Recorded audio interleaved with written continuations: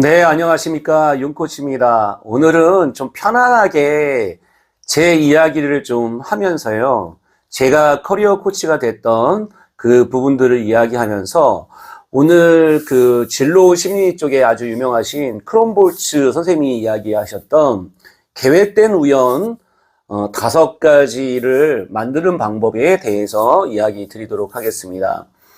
여러분들, 실제 우리가 어떤 일을 하더라도 그게 다른 사람이 나에게 그 일을 줘야 되지, 나만 일을 한다고 해가지고는 나의 노력에 의해서만 세상이 이런 직업을 얻고 그리고 그런 일을 하기는 어려울 수 있어요. 그래서 자기가 노력할 수 있는 것을 우리가 20%라고 우리가 이야기를 합니다. 그래서 계획된 우연에서는 80%는 내 노력에 의해서 되는 것도 있지만 이 세상이 알아주고 그리고 다른 사람들이 그 사람에게 포지셔닝이 돼서 커리어 포지셔닝이 돼서 그런 일들을 이렇게 하는 사람이구나라고 인지하는 시간이 필요한 거죠. 그래서 예기치 않은 우연과 사건들에 의해서 결국에 직업을 우리가 갖게 된다는 겁니다. 그래서 자기가 그냥 내가 좋아하는 일만 해서도 안 되고 그렇다고 잘하는 일만 해서도 안 되고 그리고 그 의미 있는 일들을 다 이렇게 하다 보면 그것들이 만들어지죠. 그래서 계획된 우연의 5가지 요소를 오늘 설명드리도록 하겠습니다. 첫 번째가 호기심을 가져야 되는 게 되게 중요해요. 크롬볼츠라는 선생님은 본인이 여자친구가 있었는데 여자친구가 어느 날 마음에 드는 얘인데 테니스 칠 줄 알아? 라고 물어봤다고 해요. People forget what you said. People forget what you did. But people will never forget how you made them feel. The happiest thing she could have said. 그래서 그 사람이 좋으니까 그냥 테니스 나도 칠래. 그리고 테니스를 치다 보니까 그 테니스를 치는 거 덕분에 대학교도 들어갔다고 합니다. 대학교 1학년 때 이제 진로를 결정해야 되는 순간이 왔어요. 근데 오늘까지 그걸 내지 않으면 안 되는 상황인 거예요. 그럼 어떻게 할까 고민하다가 마침 테니스를 같이 쳤던 테니스 코치에게 여쭤봅니다. 저를 1년 동안 이렇게 지켜보셨으니까 제가 어떤 일을 하면 좋을까요? 그랬더니 너는 심리학을 전공하면 좋을 것 같아. 그래서 그분이 심리학을 나중에 전공하게 됐는데 나중에 심리학과에 가보니까 그 테니스 코치가 있는 거예요. 테니스 코치님 어쩐 일이세요? 그랬더니 나 원래 심리학 교수야 라고 하는 거예요. 어떻게 보면 심리학 교수 선생님께서 1년 동안 테니스를 치면서 본인이 어떻게 보면 그 행동 지표로 이 사람이 심리학에 잘 맞겠구나라는 얘기를 우연히 알게 된 거죠. 그래서 그때 물어봤을 때 본인이 심리학을 전공하게 된 그런 계기처럼 주변 사람들에게 탐문을 해보니까 그런 경우가 상당히 많은 거예요. 그래서 그 직업을 연구하기 시작한 겁니다. 첫 번째, 여러분들 호기심을 가지셔야 돼요. 그래서 저 같은 경우에도 호기심이 좀 많아요. 맛집 같은 경우를 좋아하고 맛집을 좀 많이 찾아다닙니다. 그리고 서점 같은 데도 가보고 새로운 책들이 나왔는가 좀 알아봐요. 그리고 새로운 사람을 만났을 때 거부하지 않고 호기심을 갖습니다. 이런 호기심이 많은 부분들이 오히려 장애물이 될 때도 있어요. 오히려 시간 약속이나 시간에 대한 부분을 우리가 할 때 그래서 그걸 포커스하기 위해서도 노력해야 되겠지만 하여간 호기심을 놓치지 않고 호기심을 갖추려고 노력합니다. 두 번째, 바로 인내심이라는 걸 가져야 됩니다. 제가 제일 어려웠던 순간이 박사 논문 쓸 때가 참 어려웠던 것 같아요. 허리도 되게 아팠었고 그 박사 논문이라는 게 쉽지가 않더라고요. 그래서 박사 논문을 쓰면서 이거를 부정적인 상황이고 이걸 그만둘까 하다가 그냥 끝까지 어차피 하자. 그래서 힘들지만 이겨내고 그 인내심을 발휘했어요. 나중에 보니까 제가 그 박사를 이렇게 박사 졸업을 한 사람하고 박사를 수료한 사람하고 굉장히 차이가 나더라고요.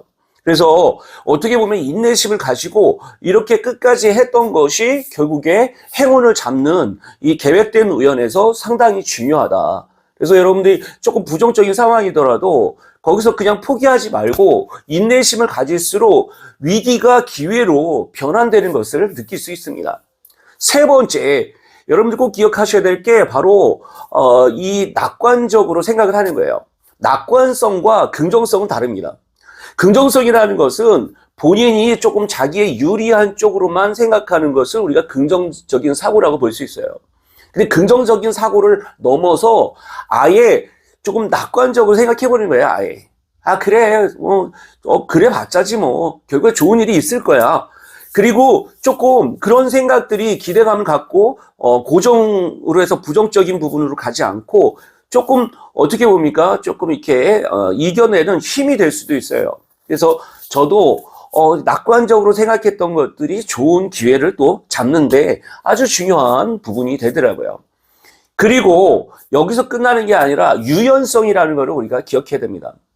우리가 진로를 결정하고 진로를 우리가 이렇게 가고 자기가 커리어에 대한 부분들을 밟아갈 때 사실은 여러 가지 문제가 생기고 이게 좀 회피하고 싶은 것들이 되게 많아요.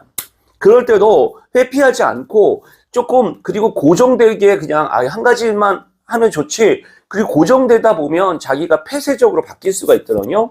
근데 폐쇄적이지 바뀌지 말고 유연한 사고를 할수록, 유연성을 가질수록 좋은 기회를 얻을 수 있다는 것을 꼭 기억하셔야 돼요. 그래서 저 같은 경우에도 그런 부분들이 도움이 됩니다. 제가 되게 유연하게 좀 대처하는 경우가 생기는 거죠.